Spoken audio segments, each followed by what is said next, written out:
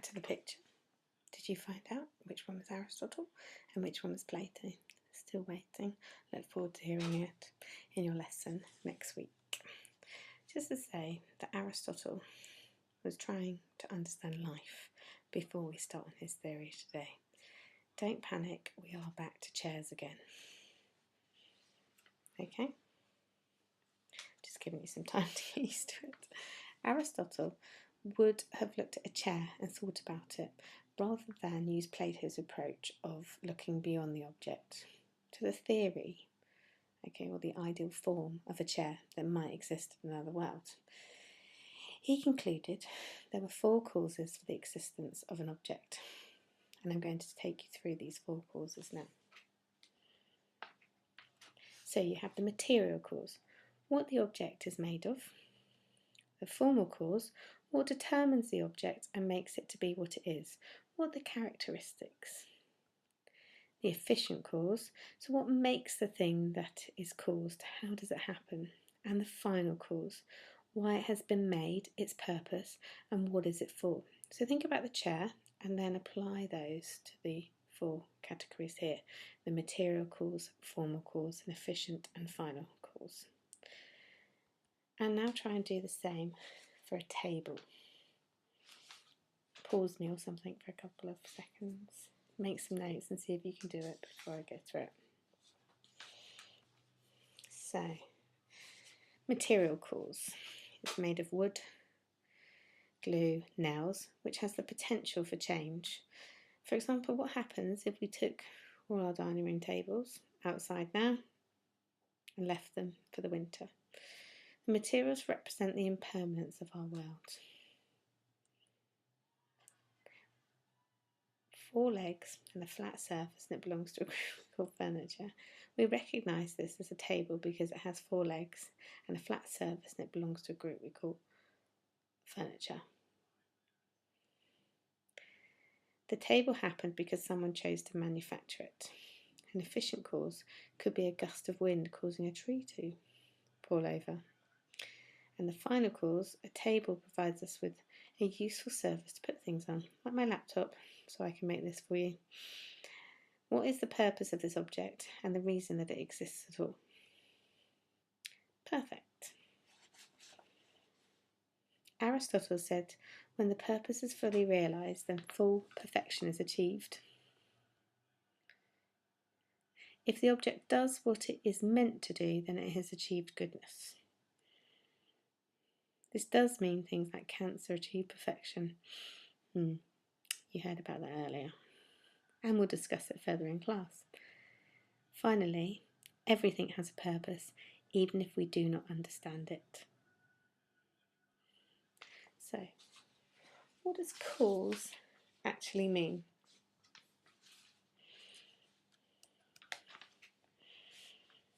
You have to think about philosophy differently, so you equally have to think about cause differently. It is related to the idea of reason. Remember, everything we do is related to the idea of logic and reason. The first 2 causes tell us how the object is at any given moment, rather than why it has to come to be formed in this way and what it has. The last 2 causes tell us how the object came to be the way it is. They're about change.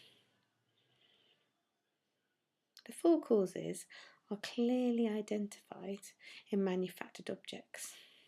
But what about a goldfish? Aristotle argued the final cause of natural objects are internal to those objects. The final cause is whatever results from its development. So the final cause of a goldfish is to be a goldfish. Here we go, a term you probably should recognise from ethics. Teleology, can never say it very well, is concerned with the final end or purpose of something. Aristotle thought the teleological goal for human was to live a life of a certain nature and to be reasoning creatures. Seems quite feasible considering the fact that he's a philosopher. So he says the series must start with something, since nothing can come from nothing.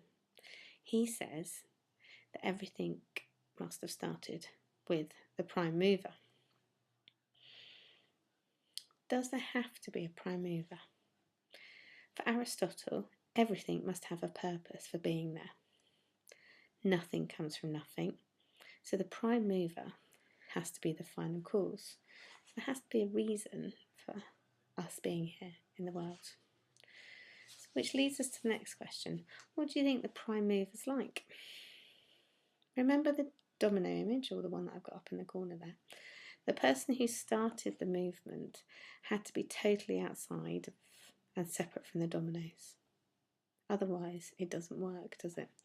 The prime mover has to be outside the universe, has to be outside of time. Things continue back forever, according to infinite regression, and for Aristotle, this was not possible. The prime mover has to be eternal and really exists, but not in a bodily form like us. Otherwise, it would be subject to change, just as we are. We die. And Aristotle's prime mover can only exist in a spiritual way. Of course, it must be intelligence, and it must have thought. So, God and the prime mover. The prime mover has been referred to as God. Aristotle's prime mover is eternal, does not depend on anything else for its existence, and never changes, has no potential to end, so will never end. It is immaterial and can only undertake intellectual and spiritual activities.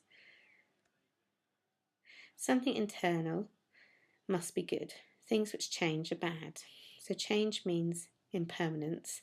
That is bad, as there is always room for improvement. We move to the prime mover like moths drawn to the light. I always think of the Bugs Life film. Is it Bugs Life? I guess. Don't go near the light, but it's so beautiful. The prime mover did not create the world, as in Aristotle's time it was thought that matter had always existed.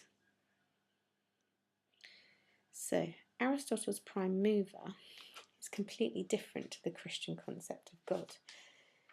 But I know from what you've just looked like, some similarities will come out. First of all, stop me, go and see Google and see what Aristotle knew about the stars and planets, and think how that links to the time.